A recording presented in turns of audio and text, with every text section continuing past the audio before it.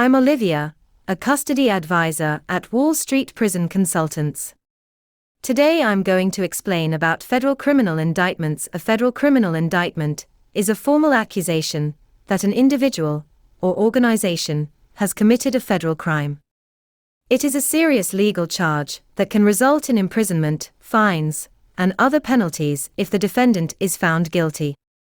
Here are some key points to know about federal criminal indictments.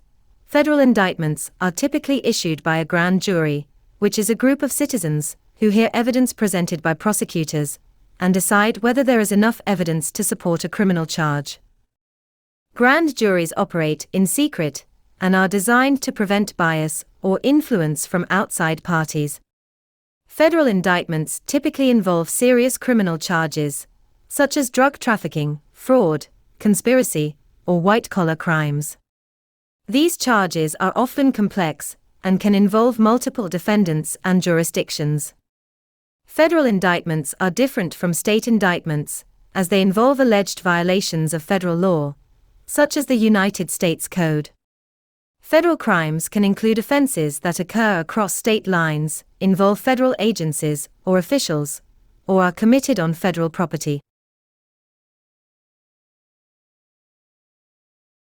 Before a trial can take place, there are several pre-trial proceedings that must occur, including discovery, motions, and plea negotiations. These proceedings are designed to ensure that both the prosecution and defense have access to all relevant evidence and that the defendant's rights are protected.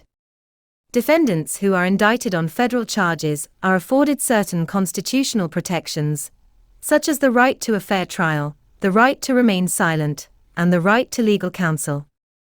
These protections are designed to ensure that the defendant's rights are protected throughout the legal process. Once a federal indictment has been issued, the defendant may be arrested by law enforcement and brought before a judge for arraignment. During arraignment, the defendant is informed of the charges against them and is given the opportunity to enter a plea.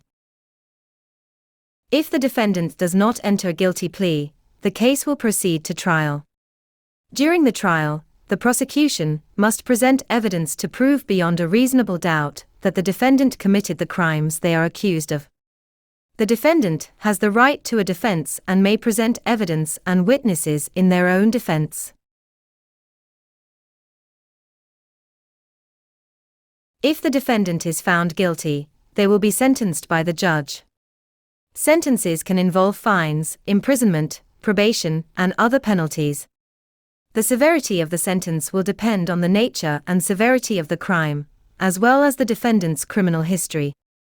Understanding the federal indictment process can help individuals and organizations protect their legal rights and navigate the criminal justice system if they are accused of a federal crime. For more information and assistance on understanding indictments, you should consider hiring a prison consultant.